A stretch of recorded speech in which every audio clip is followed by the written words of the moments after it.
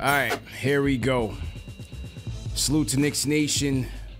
Thursday night Knicks. Oh, man. Well, good news and the bad news. Good news is I told you guys to expect a night like this. A Kemba game where he was going to light up MSG for at least 40 points. And he did so tonight. Kemba Walker, electric tonight in MSG. Boy, oh boy, Tibbs has got to be killing himself for benching this guy. 44 points, 8 dimes. 7 of 14 from downtown, 14 for 27 for Kemba tonight. He was classic Kemba. Gave you everything you could ask for. Short-handed, undermanned Knick team. Julius having a case of the yips again. And Kemba was here to save the day. But this Knicks defense is so terrible that was a story. Overshadowing Kemba's 44-point performance, this Knicks defense couldn't stop a nosebleed out there. Wizards were winning at the point of attack. 30 dimes for the Wizards tonight. Killing us from the three-point line, timely threes. So at the end of the day, we're finding ourselves trading buckets. I mean, Knicks had a 7-point lead coming out of halftime based off of Kemba's heroics. Wizards turned the tables quickly and found themselves up 7 at some point during the third quarter. And we were able to cut it to 2. Knicks were able to cut it to 2 late in the fourth. But after the Fournier corner 3, you had an Aaron Holiday corner 3. And then you had Kyle Kuzma with back-to-back dagger threes. And that was all she wrote, man.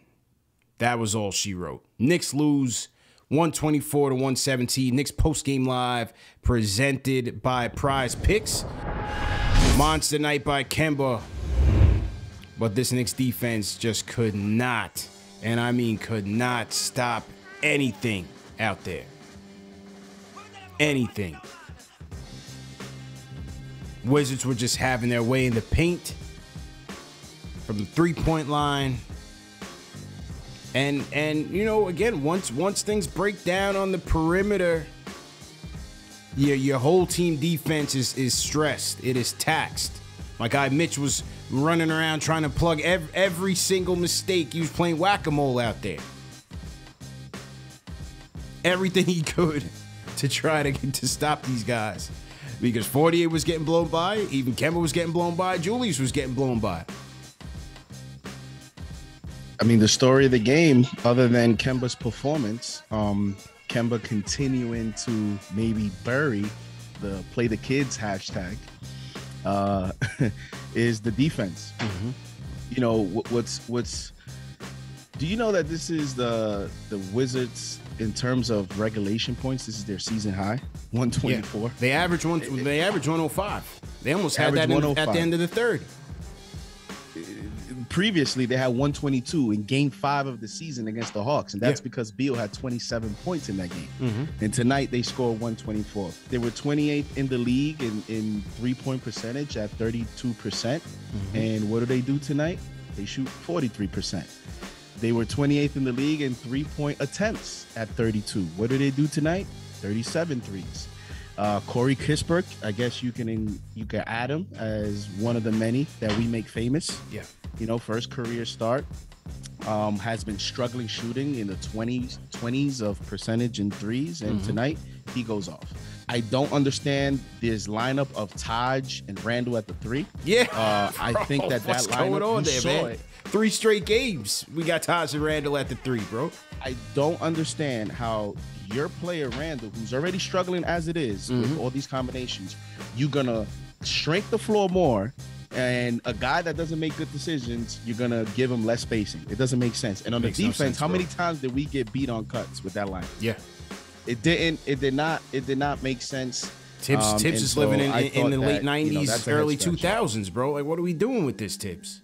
This just goes to show that defensively, we're Swiss cheese. There's so many holes in our defense. But then on top of that, you have Kemba holding down the fort in his regard, and he's having an incredible game, but things are working against him. You have Julius, who's, again, forcing shots that just aren't there. It's kind of like the kid who is getting all the attention. Well, he's the brother of the kid getting all the attention, and he has to say, hey, look at me, look what I can do, look what I can do, to try to, like, steal the thunder. And it's just not doing anything miraculous. Just let the kid have his shine. You know, outside of the fact that you see Kemba and he's having these incredible games consistently, obviously tonight was on a whole different level, but throughout the time of his return, he's been productive and above that at times. So 44 points. He kept that on the bench.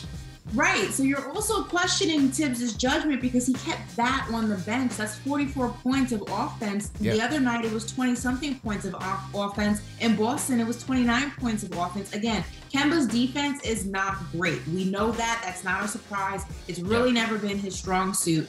But the team as a whole is supposed to be a defensive team, even though they've slipped. Yeah. There's not even a remnant of that defense. And again, in that third quarter, it's a constant perpetual pattern of just laziness. And it's frustrating to watch because the first half goes completely out the window when that game starts again after halftime. And it's like a completely different team every single game. Julius is really in his head. I mean, he even brought out the old spin move. You saw the spin move when he came down the lane? Yeah. He brought out the old spin move. He had stopped doing it for a whole year. It was a turnover. He stopped it for a whole year and brought it back just tonight. That's when you know he's going through it right now. But, you know, as far as the whole Grimes situation, I know what you're saying about the conditioning, but honestly, that's just a guess. That's just a guess. I haven't seen anybody on the beat say anything about it. I'm just guessing. I'm just throwing that out there. Yeah, but I'm saying even if that was the case, they still would do better than two dudes that just came off the street. Yeah. Because they already know how the team plays. So they're already going to have that cohesion. They would just do better than them. And you know what it's called when your players, they're out of shape and they don't have conditioning? It's called call timeout, Tib. It's called make substitutions at the right time, Tib. Like these rotations, the clock, man, he can't walk and chew gum at the same time. All he does is yell at the refs with Randall. And then he goes two extremes. He either plays people too much or he plays them too little. He was not in healthy scratch. Tibbs was protecting him. Okay, so I understand why people are confused. Protecting him from what? Protecting. He came back from COVID, and he did not feel right in warm-ups. I can't say much more than that. Okay. But certain people, they react differently to COVID. It's a real thing. Guys weren't just in protocol playing video games. You know what I mean? Right. Some guys, it hit them. There's a reason. The bottom line is there's a reason why he did not play. It's not Tibbs wanting to play Dotson 16 minutes off of coming off the streets. Yeah. Come on, man. Yeah. I had that. CP, you know that's the reason why I had to call in, and I'm very, I'm very sensitive about giving out information like that. But I see the chat, I see people talking about Tibbs, and there's plenty of blame to put on Tibbs. Throwing Taj Gibson at small forward tonight was incompetence. Yeah. Like you cannot do that. He's been doing it this is third straight game he's been doing it. I'll say this: Julius Randle on that Kuzma 3 stood there and watched, see ball, see man. I don't know what he was doing, but his feet were on the ground, and he didn't close out, bro. Yeah. And he waited till 47 minutes and 45 seconds into the game to make a non-statistical hustle play where he saved the ball to Evan. He waited 47 minutes and 45 seconds to make a non-statistical basketball play that helped us win. And that's unacceptable. Ash JD, we out of here. Great show. Great show by all the mods. Everyone. Merry Christmas. All that good stuff, man. Remember, this show's available in audio podcast format, all the major podcast platforms. The links to the podcast will be up on KnicksFanTV.com.